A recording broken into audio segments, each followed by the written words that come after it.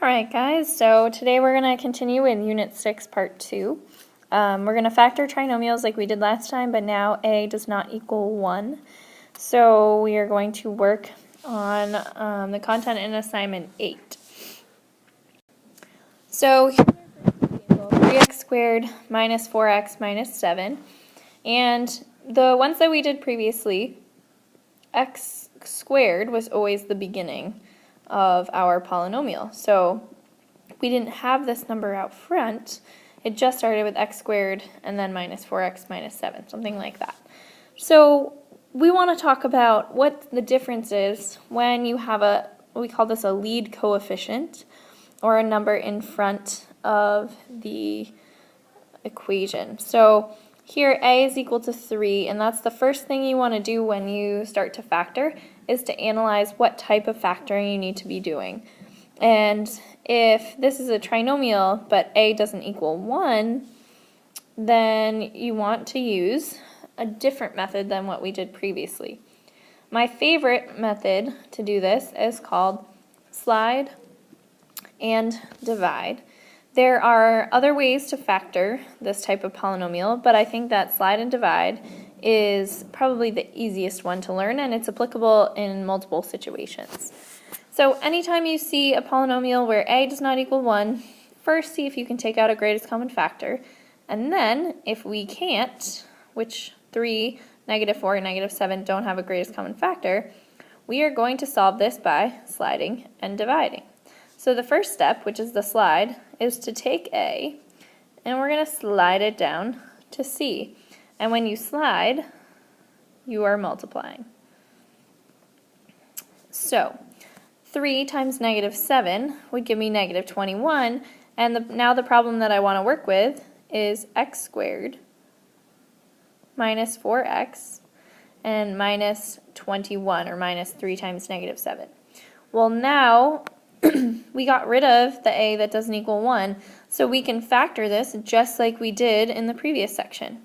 So we want to think of two numbers that multiply to -21 and that are going to add to -4. Well, things that multiply to -21, 1 and 21, that doesn't help us. 2 doesn't go in, but 3 and 7. And if I want -21, let's try 3 and -7. Well, hey, yeah, that adds to -4. So I'm going to write my factors as x plus 3 and x minus 7. And now that we did the sliding and we factored that, we have to account for that in our problem. So the next step is to divide, and we're going to divide each of the numbers by the a value that we originally slid down. So the second step, or third step I guess, to this is to divide by a. So you slide a, you begin by sliding a to the end, then we factor what we have, and then we divide by a is our third step. And for the fourth step, we're going to simplify this. So x plus 3 over 3, well, 3 over 3 is the same as 1, so this first binomial is just x plus 1. In the second, x minus 7/3, well, 7 over 3, 3 doesn't go into 7 easily and evenly, and it can't be reduced at all. So what I want to do here is, instead of leaving it as a fraction, I want to take the denominator and I'm going to move it in front of the x, so that we don't have x minus 7/3, we have 3x minus 7. And so that would be my final answer. This is my factored form.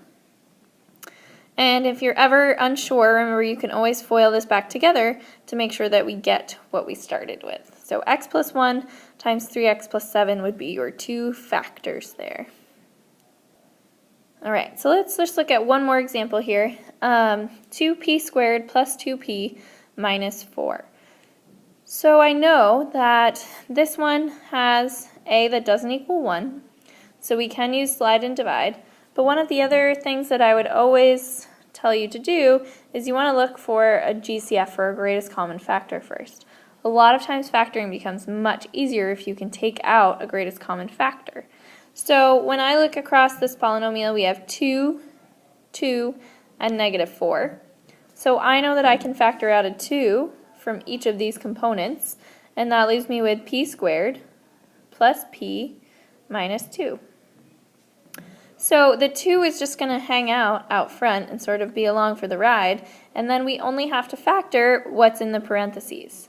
So when I am factoring, it's a trinomial where a now equals 1, so we would have p squared plus p minus 2. Well, I need a number that multiplies to negative 2 and adds to positive 1, all right? And that would be negative 1. Or sorry, positive 2 and negative 1. So my factors become p plus 2 and then p minus 1. 2 times negative 1 is negative 2, and 2 plus negative 1 is positive 1. And so there is your fully factored form by taking out a greatest common factor first. You could alternatively take this and we could, if we didn't recognize that you could take out a greatest common factor first, not sure why this isn't fully erasing, but there we go. We can do the slide and divide, and then we'll just realize at the end that there was a greatest common factor. So when I look at this, if I do slide and divide, I'm sliding to my a value down to my c value.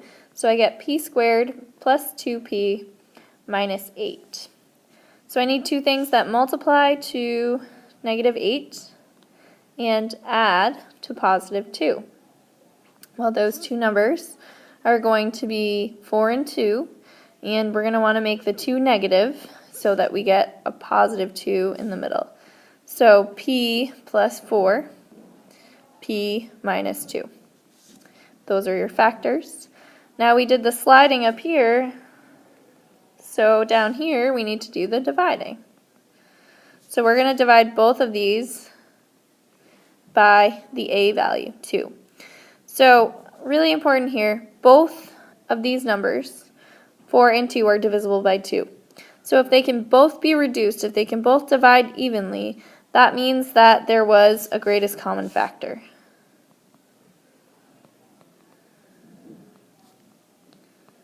So my factors that I'll be left with are p plus 2 and p minus 1. And if you remember, those are the same binomials that we just got a minute ago. But we also know if both of these are divisible by 2, that means that we started with a GCF of 2. Because if I just have p plus 2 and p minus 1 and I FOIL that back together, I'm not going to end up with 2p squared plus 2p minus 4. I would just get p squared plus p minus 2. So we're missing that factor of 2, and in order to account for that, if they're both divisible, you're just putting that number out front. So go ahead and try assignment 8 and see how it goes.